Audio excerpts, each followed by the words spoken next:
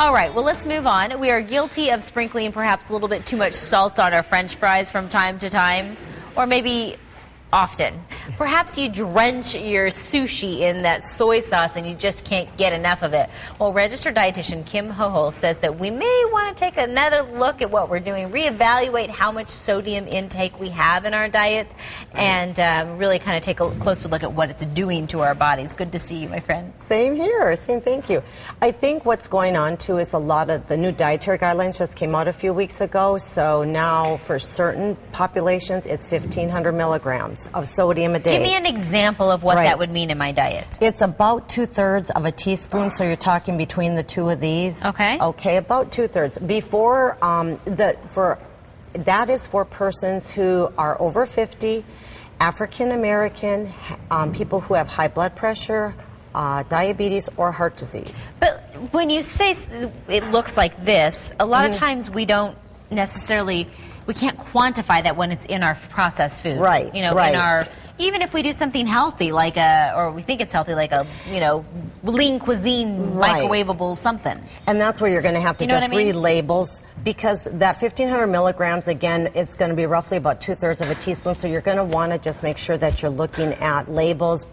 If you do fewer processed and prepackaged foods, it's easier to quantify. It's a lot easier. Yeah. A lot easier. Because, for example, we have here, the canned foods are really hard. This is a regular canned green bean, I believe.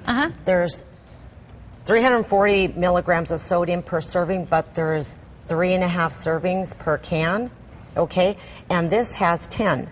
The fresh ones have 0. Okay. So you're talking almost 1,200 milligrams of sodium in one can of green beans versus 35 or 0. What say you to the person that says, yeah, Kim, I hear ya, but I love salt? What is it doing to our bodies? It challenges a person, especially if they have high blood pressure, for example. That's going to really be, and salt are an acquired type of taste, so you can lose that acquired taste. It's interesting you should say that. My mother did not let me have salt in my diet until I was, oh gosh, I think I might have been in high school. Okay. And so when you talk about acquiring this taste, I used to taste things and I'd be like, ugh, it's too salty. Well, now I can't get enough of it. Okay. Because I have acquired it like to the nth degree.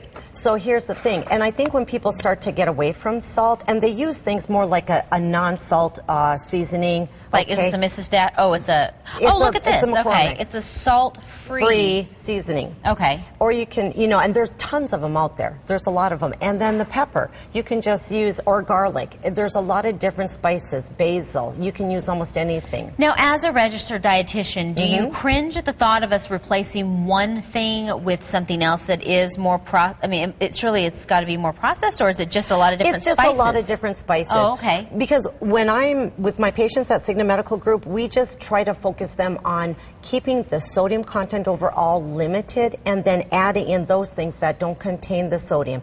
Of course, if somebody has a reaction to a preservative or whatever, that's something individual they'd have to know. But most of these things are wonderful to use for anybody. Well, and sometimes when you look at a label, you think, oh, it's healthy choice. It's healthy request. It's healthy, healthy, healthy. Right. Is it really? Okay. These have 410 milligrams of sodium per serving, but there's 2.5 servings per can. So you're talking almost 1,000 milligrams of sodium, even in the healthy request version.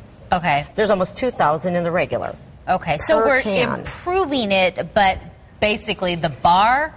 It's still there. It's, it's when it's that high, it's not that hard to lower it. Exactly. Right. You know what I mean? And that's the whole thing, because the average American, they're saying, is getting 3 to 4.